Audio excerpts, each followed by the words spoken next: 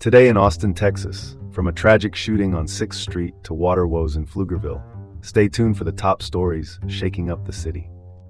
I'm Dean Bark, and welcome to the City Report with Dean Bark, broadcasting from Austin, Texas. All right, let's dive in. First up, Austin police revealed details of devastating 6th Street shooting incident. On March 1st, a mass shooting occurred on West 6th Street, a popular area here in Austin. 19 people were shot, including the gunman, with 4 fatalities. A tragic day, indeed. Police Chief Lisa Davis released video footage and 911 calls showing the swift police response, where officers confronted and killed the gunman. The Austin Police Department, or APD for short, has a policy of releasing videos in officer-involved shootings to maintain transparency. And they arrived within 57 seconds of the 911 call. Now that's worth discussing. 2 victims remain hospitalized, one in critical condition. Releasing these videos is essential for transparency and helps build much-needed trust in our community. Moving on. Next up, Pflugerville faces water crisis as pipeline failure sparks emergency. On March 4th, Pflugerville declared a water emergency after a pipeline failure threatened its main water supply from Lake Pflugerville. Stage 3 water restrictions are now in place, limiting water use to indoor purposes. A temporary pipeline and additional wells are being implemented to stabilize the situation, and residents are urged to conserve water. Despite the emergency, the trail and playground at Lake Pflugerville remain open. It's alarming how quickly infrastructure issues can lead to a crisis. Conservation efforts are vital right now.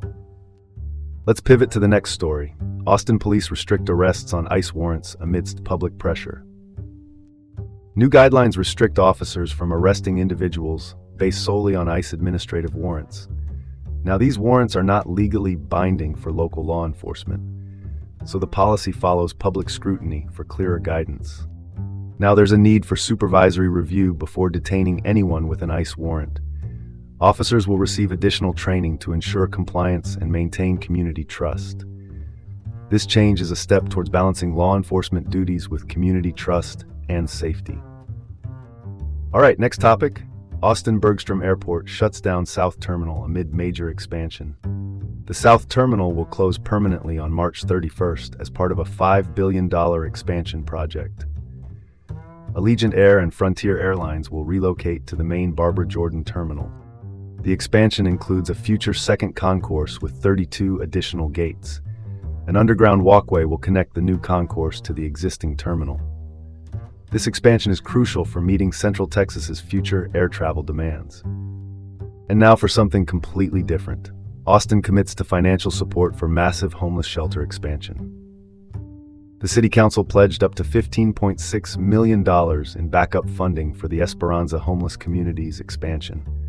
This funding supports securing $48 million in state funds to add 325 new shelter beds by 2029. The Other Ones Foundation plans to raise most funds through philanthropic sources. The project reflects Austin's strategic plan to increase emergency shelter capacity. Backing this expansion is a necessary step in addressing the growing homeless crisis in Austin. And that's all for today's City Report with Dean Bark from Austin, Texas. Stay informed and join us again tomorrow for more news.